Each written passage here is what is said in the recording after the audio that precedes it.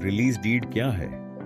ये एक legal document है जो ऑनरशिप और प्रॉपर्टी राइट्स को सिंपल बनाता है, लेकिन इसका सही ज्ञान होना बहुत जरूरी है। चलो इस वीडियो में बात करते हैं इसके बारे में। सबसे पहले रिलीज डीड का मतलब समझते हैं। रिलीज डीड एक लीगल डॉक्यूमेंट है जिसमें एक व्यक्ति अपने प्रॉपर्टी के राइट्स किसी और को ट्रांसफर या छोड़ देता है। उदाहरण, मान लो रमेश और सुरेश एक प्लॉट के को-ओनर्स हैं। अगर रमेश यह तय करता है कि वह अपना हिस्सा सुरेश को दे देगा, तो यह काम रिलीज डीड के जरिए होता है। इस डॉक्यूमेंट में यह साफ लिखा होता है कि रमेश अपनी इच्छा से अपने राइट्स छोड़ रहा है। सीधे शब्दों में यह एक एग्रीमेंट है जो प्रॉपर्टी के विवादों से बचाता है और ऑनरशिप राइट्स को क्लियर करता है। रिलीज डीड की जरूरत कब होती है? प्रॉपर्टी राइट्स ट्रांसफर, जब किसी एक को ओनर को अपने राइट्स किसी और को देना होता है।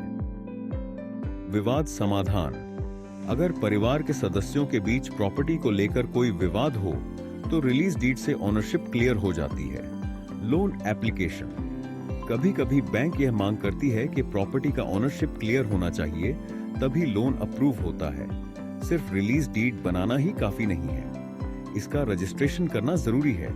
लीगल वैलिडिटी, जब तक रिलीज डीड रजिस्टर नहीं होता उसकी लीगल वैल्यू नहीं होती। विवाद से सुरक्षा, रजिस्टर्ड डीड एक सबूत होता है जो भविष्य में किसी भी विवाद से बचाता है। सरकारी रिकॉर्ड अपडेट, रजिस्ट्रेशन के बाद प्रॉपर्टी का ऑनरशिप सरकारी रिकॉर्ड में अपडेट हो जाता है। यह रजिस्ट्रेशन सब रजिस्ट्रार ऑफिस में होता है और इसके लिए स्टैंप ड्यूटी और रजिस्ट्रेशन चार्जेस पे करने होते हैं।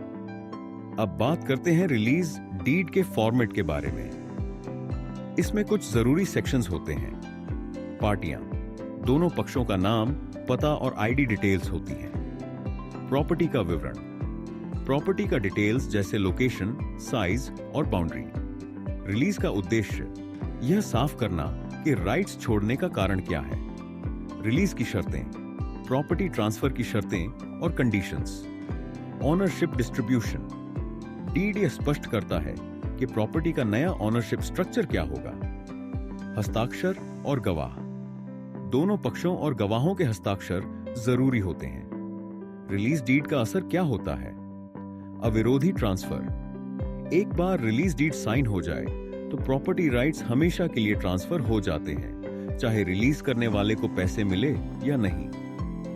कोई आगे का दावा नहीं, रिलीज डीड यह सुनिश्चित करता है कि जो पहले ओनर था वह भविष्य में कोई दावा नहीं कर सकता। अब एक कंफ्यूजन क्लियर करते हैं, रिलीज डीड और रिलिंक्विशमेंट डीड का फर्क। रिलिंक्विशमेंट डीड्स और रिलीज डीड्स दोनों मिलते जुलते होते हैं, लेकिन रिलिंक्विशमेंट डीड्स सिर्फ इनहेरिटेड प्रॉपर्टी के लिए होती हैं जो रिश्तेदारों के बीच होती है। वहीं रिलीज डीड्स किसी भी संदर्भ में इस्तेमाल हो सकती है, जैसे नौकरी के कॉन्ट्रैक्ट्स में, और इसमें पारिवारिक संबंध की जरूरत नहीं होती। दोनों डीड्स को सही तरीके से एग्जीक्यूट और रजिस्टर करना जरूरी होता है, तभी वे लीगल वैलिड होते हैं। क्या आपको एक लीगल ड्राफ्ट बनवाना है? लीगल वेरीफायर को कॉल कीजिए और लाइक, फॉलो और सब्सक्राइब करना ना भूलें।